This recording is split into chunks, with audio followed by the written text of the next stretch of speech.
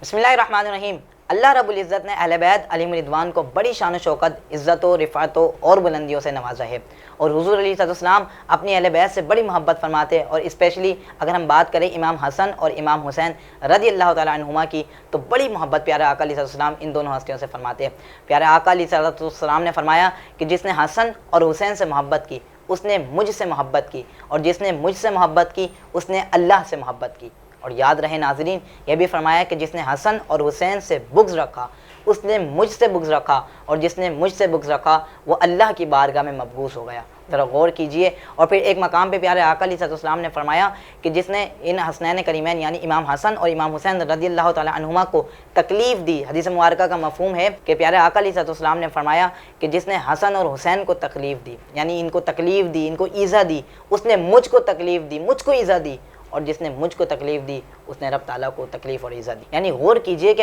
इमाम हसनैन करीमैन रज़ियल्लाहु तआला अन्हुमा की मोहब्बत प्यारे आका की मोहब्बत है, और इनसे बुग़्ज़, इनको तकलीफ़ देना, इनको तकलीफ़ मुश्किलात में डालना, प्यारे आका अलैहिस्सलाम को मुश्किलात देना है, प्यारे आका को तकलीफ़ देना है, प्यारे आका को ईज़ा देना है। ज़रा गौर कीजिए कि इमाम अली मकाम इमाम हुसैन रज़ियल्लाहु तआला अन्हु कि अगर हम दास्तान करबला पर गौर करें तो ये दास्तान करबला तो शुरू ही ऐसे होती है कि अहले बैत अलैहिम रिदवान को किस कदर तकलीफ़ और ईज़ा दी गई। तो आज बात करते हैं पैगाम करबला के हवाले से। नाज़रीन, वाक़या करबला तो हम बचपन से सुनते और पढ़ते आ रहे हैं, और आज गौर करते हैं कि पैगाम करबला क्या है। अगर मैं इख्तिसार के साथ वाक़या करबला का पस मंज़र बयान करूँ तो कुछ यूँ है कि जब यज़ीद का ज़ोर बढ़ गया, यज़ीद ने प्यारे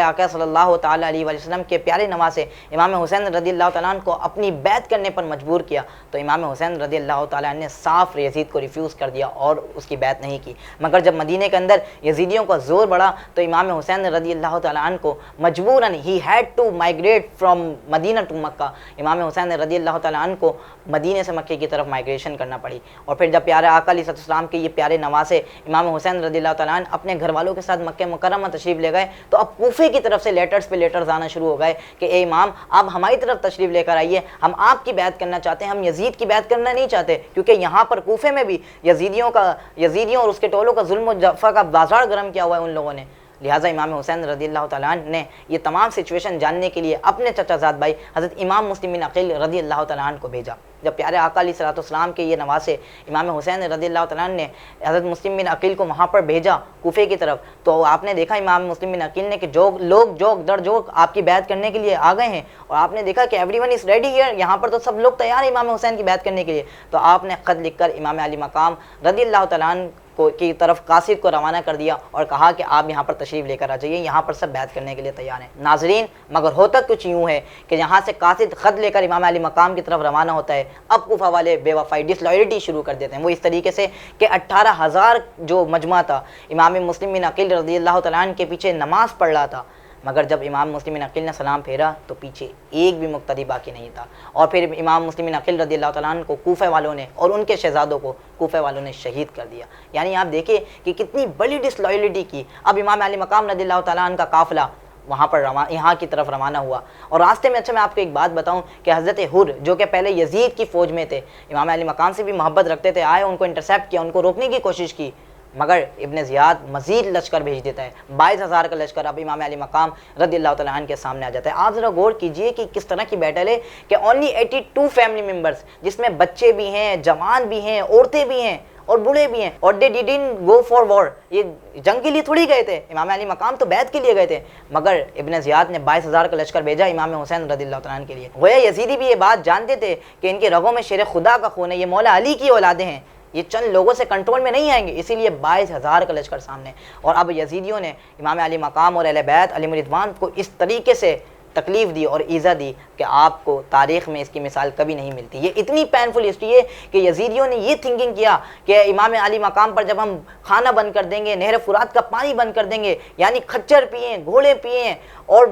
लोग पिएँ, मगर पानी ना पिएँ तो काफ़िला इमाम अली मकाम रज़ियल्लाहु तआला अन्हु का काफ़िला ना पिए। उन्होंने ये थिंकिंग की यज़ीदियों ने कि जब ये प्यास से बेताब होंगे, भूख की शिद्दत में तड़पेंगे तो यज़ीद की बैत कर लेंगे। मगर नाज़रीन, यज़ीदी और उसके टोले ये बात नहीं जानते थे कि मोहम्मद मुस्तफ़ा के बाग के सब फूल ऐसे हैं जो बिन पानी के तरह रहते हैं مرجھایا نہیں کرتے۔ امام علی مقام کے گھرانے نے اور امام علی مقام نے کربلا کے میدان سے یہ پیغام دیا ہم سب کو، اور ہم سب کو یہ بات سمجھنا چاہیے، یہی پیغام کربلا ہے کہ زباں پر شکوہ رنج و علم لایا نہیں کرتے، نبی کے نام لیوا غم سے گھبرایا نہیں کرتے۔ ناظرین ذرا غور کیجئے کہ یہ ہسٹری کی کس طریقے کی جنگ ہے کہ آپ دیکھیں کہ نوجوان اہل بیت علیہم الرضوان کو کس طریقے سے تکلیف اور ایذا دی گئی۔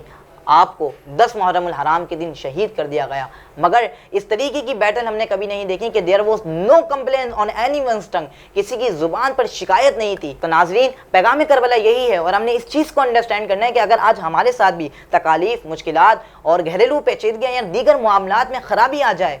تو ہم نے ناشکری پر نہیں اتر آنا ہے۔ امام علی مقام اور ان کا گھرانہ میں کربلا کے میدان سے یہ پیغام دے رہا ہے کہ چاہے جتنی مشکلات آ جائیں، اللہ پر توکل رکھنا ہے کامل، اور اس پر توکل رکھتے ہوئے آنے والا رزلٹ رب تعالیٰ کے سپرد کر دینا ہے۔ اور آپ دیکھیں ناظرین، بظاہر تو تخت و تاج یزید کو مل گیا تھا نا، یزید زندہ بھی رہا، مگر آپ دیکھیں کہ کربلا کا فلسفہ کیا ہے۔ یزید کو تخت و تاج مل گیا، یزید زندہ رہ کر بھی ہمیشہ ہمیشہ کے لیے مردہ ہو گیا، اور امام علی مقام اور ان کا گھرانہ سب کچھ قربان کرنے کے بعد اور شہید ہونے کے بعد بھی ہمیشہ ہمیشہ کے لیے زندہ ہو گئے۔ یہ ہے کربلا کا پیغام اور فلسفہ۔ ناظرین اس چیز کو سمجھیے۔ اور کربلا کا ایک پیغام ناظرین یہ بھی ہے کہ حضرت حور کی جو امام حسین کے لشکر میں واپسی تھی، سم ٹائمز ہماری زندگی میں بھی ایسے مرائل آتے ہیں، ہم یہ سمجھتے ہیں کہ یار میں یہ کام غلط کر رہا ہوں، مگر ہم نفس اور شیطان کی شرارت میں آ کر وہ کام کر جاتے ہیں۔ تو حضرت حور یہ پیغام دے رہے ہیں کربلا کے میدان سے۔ کربلا کا پیغام یہی ہے کہ کبھی کبھار ہماری زندگی میں بھی ایسے مسائل آ جائیں تو ہمیں سمجھنا چاہیے، رائٹ ٹائم پہ رائٹ ڈیسیجن لینا چاہیے، جیسے کہ حضرت حر نے لیا تھا، اور یزیدی لشکر سے نکل کر امام علی مقام کے لشکر میں نعرہ لگاتے ہوئے آئے،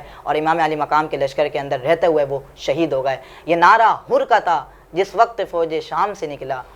یوں نکلتے ہیں جہنم سے خدا والے۔ کیا بات ہے امام علی مقام کے گھرانے کی۔ آخر میں آپ کو ایک بات یہ کہنا چاہوں گا، اسی اسنا کے اندر ناظرین 10 محرم الحرام 61 ہجری امام علی مقام رضی اللہ تعالیٰ عنہ کو شہید کر دیا گیا۔ اس آسمان نے، اس زمین نے یہ منظر کیسے دیکھا ہوگا کہ جن کو پیارے آقا سونگا کرتے تھے، جن کا رونا پیارے آقا برداشت نہیں کر سکتے تھے، جن کو پیارے آقا اپنے کاندھوں پہ سوار کرتے تھے، ان امام حسین رضی اللہ تعالیٰ عنہ کو بے دردی اور تکلیف کے ساتھ شہید کر دیا گیا۔ اور پھر 1 بائی 1 نوجوانان اہل بیت پہلے بھی شہید ہو چکے تھے کربلا کے میدان میں۔ تو یہ ناظرین یہ پیغام ہے ہم سب کے لیے۔ اور آپ غور کیجئے، اگر میں آخر میں ایک بات کہوں کہ جب امام علی مقام کا وقت آیا شہادت کا، اور امام حسین رضی اللہ تعالیٰ عنہ نے عین اپنی شہادت کے وقت بھی ہمیں یہ پیغام دیا کہ جب ان کو شہید کیا گیا تو ان کا سر سجدے کے اندر تھا، رب تعالیٰ کی بارگاہ میں جھکا ہوا تھا، اور کربلا کے میدان سے اپنے چاہنے والوں کو یہ پیغام دیا۔ سنیں امام حسین کی نیاز سجانے والوں، امام حسین کے نام پر لنگر تقسیم کرنے والوں، سنو امام نے کیا پیغام دیا اپنی شہادت کے عین وقت بھی۔ ان کا سر جو ہے سجدے میں تھا رب تعالیٰ کے حضور۔ یہ پیغام دیا کہ میرے چاہنے والوں کبھی بھی نماز ترک نہیں کرنا، رب تعالیٰ کی بارگاہ میں جھک جانا، اور یہی کربلا کا پیغام دیا کہ تم رب تعالیٰ کی بارگاہ میں جب جھک جاؤ گے تو رب تعالیٰ تمہیں عزتوں سے نواز کر بلند کر دے گا۔ آپ دیکھیں کہ آج جگہ جگہ چرچا امام حسین رضی اللہ تعالیٰ عنہ کا ہے، کوئی یزید کا نام تک لینا پسند نہیں کرتا، مگر لوگ فخر سے کہتے ہیں کہ ہم امام حسین رضی اللہ تعالیٰ عنہ کے چاہنے والے اور ان کے ماننے والے ہیں۔ اور ناظرین آخری پیغام سنیں امام علی مقام کا، جب امام حسین کو سجدے کی حالت میں شہید کر دیا گیا اور آپ کا سر مبارک نیزے کی نوک پہ رکھا گیا، اس وقت بھی آپ قرآن مجید کی تلاوت کر رہے تھے، اور یزیدی دیور شوق، وہ حیران تھے کہ یہ کیسا منظر ہمیں دیکھنے کو آج مل رہا ہے کہ جدا ہو چکا ہے سر تن بدن سے، مگر قرآن مجید کی تلاوت جاری ہے۔ تو امام حسین نے یہ پیغام دیا اپنے چاہنے والوں کو کہ قرآن مجید کی تعلیمات کو کبھی ترک نہیں کر دینا، قرآن مجید کی تلاوت کو کبھی ترک نہیں کر دینا، اسے پسے پش نہیں ڈالنا، ہمیشہ اس کو مقدم رکھنا۔ اور ناظرین تاریخ گواہ ہے، جب تک مسلمانوں نے قرآن مجید کی تلاوت اور تعلیمات کو مقدم رکھا، یہ امت عروج کے منازل طے کرتے گئی، مگر انفارچونیٹلی جب اس امت نے قرآن مجید کی تعلیمات اور تلاوت کو پس پش ڈال دیا اور یہ قرآن مجید کی تعلیمات اور تلاوت سے دور ہو گئی، تو پھر یہ امت زوال کا شکار ہوئی۔ اور ناظرین امام علی مقام نے نیزے کی نوک پر قرآن مجید کی تلاوت کر کے ہمیں یہ پیغام دیا کہ قرآن مجید کی ہمیشہ تلاوت کرتے رہنا ہے۔ اور پھر وہ کسی نے کیا خوب کہا تھا کہ ایمان تھا، ایمان ہے، ایمان رہے گا، قرآن تھا، قرآن ہے، قرآن رہے گا، اسلام پر حسین ابن علی کا احسان تھا، احسان ہے، احسان رہے گا۔ جی ہاں ناظرین امام علی مقام نے یہ پیغام دیا کہ قرآن مجید کی تلاوت کرنی ہے، مگر آپ یہ دیکھیں کہ جب ہم نے قرآن مجید کی تلاوت کرنا چھوڑ دی تو اغیار کو کس طریقے سے موقع ملا، اور عالم کفر نے پھر کس طریقے سے مسلمانوں کی دل آزاری کی۔ ابھی کچھ عرصہ قبل سویڈن کے اندر قرآن مجید کی بے حرمتی کی گئی۔ ناظرین پیغام کربلا سنیے اور غور کیجئے کہ آج کیا ہو رہا ہے۔ جب ہم نے پیغام کربلا کو بلا دیا تو ہمارے ساتھ کیا ہوا کہ عالم کفر کو یہ ان کی گورنمنٹ نے اجازت دی سویڈن کے اندر کہ قرآن مجید کی کھلے عام بے حرمتی کی گئی اور مسلمانوں کو تکلیف اور عزت دی گئی۔ یہ کیوں ہوا آخر؟ اس کی وجہ کیا؟ What was the reason behind it all? امام علی مقام امام حسین کی تعلیمات کو ہم نے بھول گئے، ہم نے قرآن مجید کی تلاوت کو کرنا چھوڑ دیا تو ہمیں یہ دن دیکھنے کو ملے۔ مگر میں یہ سمجھتا ہوں کہ امام علی مقام نے جس طریقے سے نیزے کی نوک پر قرآن مجید کی تلاوت کی اور ہمیں یہ پیغام دیا، اور اگر آج ہم بھی سویڈن کو جواب دینا چاہتے ہیں اور ہم یہ بتانا چاہتے ہیں کہ ہم مسلمان ہیں، ہم بھی قرآن مجید سے محبت اور الفت رکھتے ہیں، اور تم جو یہ بے حرمتی کرتے ہو تو اس کا جواب ہم تمہیں دیں گے، تو میں یہ سمجھتا ہوں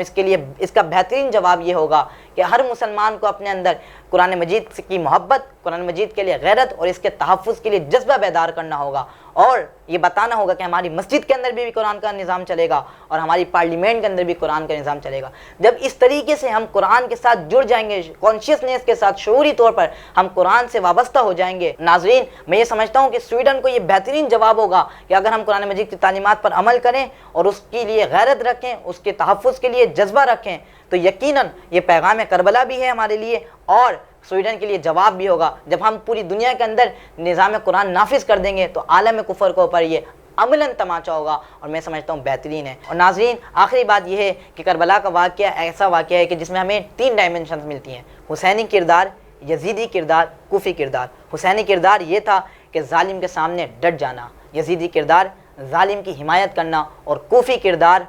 ظلم دیکھ کر بھی خاموش رہنا۔ میں یہ سمجھتا ہوں کہ یہ جو سوچیں ہیں یہ آج کے دور میں بھی ایگزسٹ کرتی ہیں۔ اب ذرا غور کریں کہ ہمارا حسینی کردار ہے، یزیدی کردار ہے، یا پھر کوفی کردار ہے۔ غور کریں اور اپنے اندر یہ جذبہ بیدار کریں کہ پیغام کربلا کو سمجھیں اور اس پر عمل کریں۔ اللہ رب العزت ہمیں کربلا کے میدان سے پیغام لینے کی توفیق عطا فرمائے، اور جو امام علی مقام نے قربانیاں دیں اس کو سمجھتے ہوئے اپنی زندگیوں کو قربان کرنے کی توفیق عطا فرمائے۔ آمین بجاہ نبی الامین صلی اللہ علیہ وسلم۔ ہماری جل